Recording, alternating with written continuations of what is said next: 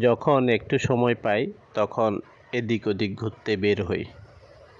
আসলে ব্যবসার কারণে সময় হয় না। মাঝে মধ্যে যখন একটু সুযোগ হয় তখনই বের হয়ে যায় এদিক ওদিক। আমার ঘুরতে খুব ভালো লাগে, তবে ঘোরার সময়টা পাওয়া মুশকিল।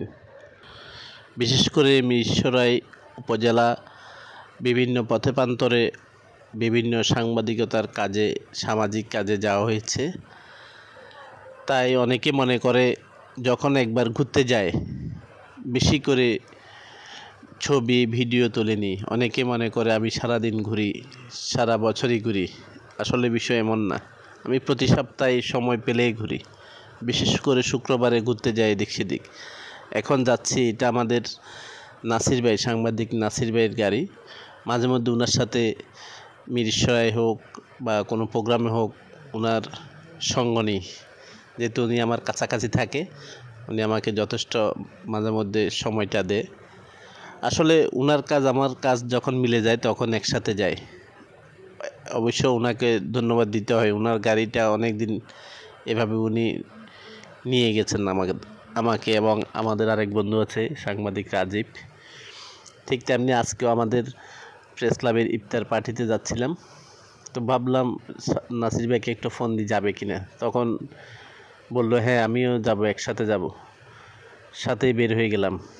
এই রাস্তাটা যে দেখছেন এটি হচ্ছে ঢাকা চট্টগ্রাম মহাসড়ক, যেটি বাংলাদেশের লাইফলাইন হিসেবে পরিচিত। আমি প্রায় সময় বলি এটা বাংলাদেশের লাইফলাইন ধরেই যাচ্ছি।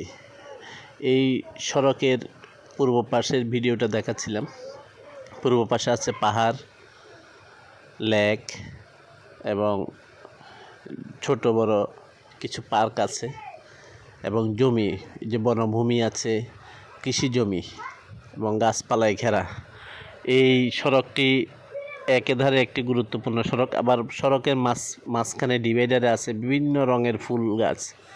তাই সড়কটি অবশ্যই নান্দনিক সড়কে আমাদের প্রায় সময় আসা যাওয়া হয়। আসা যাওয়ার সময়ের মধ্যে মাঝে মধ্যে ভিডিও করি, ছবি তুলি। আসলে সকল প্রকার উপাদান এই সড়কের আশেপাশে আছে। আমরা আমাদের দৃষ্টিভঙ্গি যদি সুন্দর দৃষ্টিতে দেখি, অনেক সুন্দর জিনিস এখানে পাওয়া যায়। মিরসরাই উপজেলা হচ্ছে একটি পর্যটন নির্ভর উপজেলা, যেখানে সব আছে। পাহাড়, নদী, সমুদ্র, লেক সব এখানে বিদ্যমান।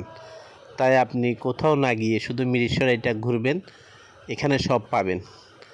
এইটার মতো অন্য কোথাও আপনি পাবেন না। এখানে সব আছে। ধন্যবাদ সবাইকে।